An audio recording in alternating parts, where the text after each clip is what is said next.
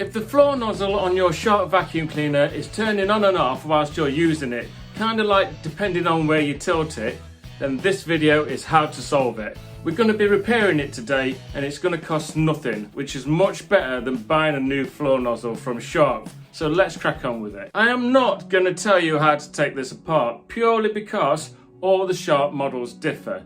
However, I'm not going to leave you in the lurch. If you just go to the end of the video after we've done the repair, I'm going to put a playlist there and that's going to take you through all the different models, the most common ones, how to take them apart. So that way you can look up your model and then crack on with your repair that I'm going to show you now. Once we have got inside the floor nozzle, we are trying to locate a broken wire. This is what's causing the problem.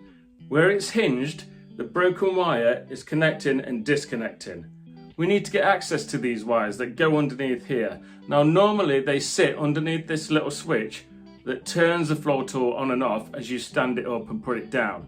On upright models it's nice and easy to remove. There's just a screw and you undo that. On this particular model, this cordless one, it's a bit more compact. We need to actually take the wheels off by undoing these screws. Then the wheels just pull off and there's a little screw on the side holding the switch in. If you undo that screw, take the switch out, and then we're all going to be on the same page. We can see the wires and now you'll be able to see which wire is broken. On this one you'll see that it's the yellow wire that's broken, so we need to repair that. Don't worry, it's a lot easier than you think it's going to be. Our first step towards gaining access to the wire is to take the cover off the stem where it connects to your wand. Now yours may look a little bit different, but the theory is the same. There's going to be around 2 or 3 screws to undo. Once you can get this cover off, you will see where the connections are, and the wire leads down the stem and then through the little hinge and comes out then and goes to the circuit board. Now we can't really join the wire where it is. It's on a pivot, so even if you do the best repair ever, it's just not going to last. We need to extend the wire and put the join where it's not on a pivot.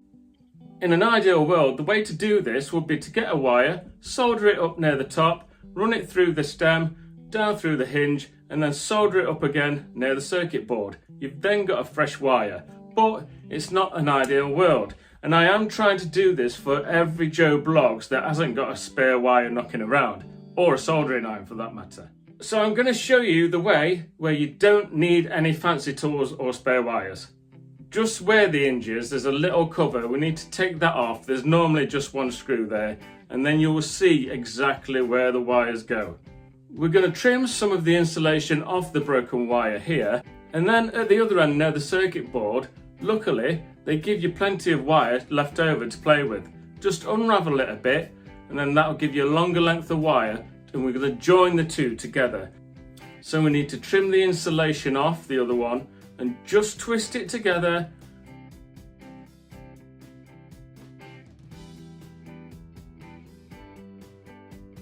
And then fold it over like this.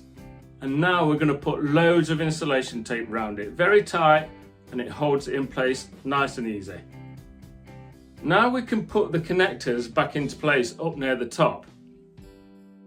Before you put the cover back on, I just get the wire that we've just repaired and just pull up a little bit of slack, so that way your join is coming up from where it was, away from that pivot.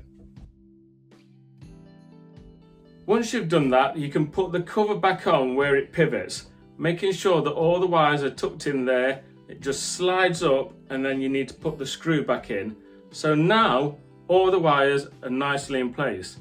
You've basically repaired the problem. You need to now just put it all back together again. One thing that is commonplace with all the models is you need to make sure the wires in the floor tool are back where you got them from, so they run down underneath the switch. Now the reason being is you don't want them going over this switch because that turns the floor tool on and off. This little piece of plastic here, that actually comes up and presses on the switch, and that means when you got it in the upright mode that it'll turn the floor tool off. So yeah, we can't have wires going over there. You now need to put your floor tool back together, and like I said before, the repair is complete.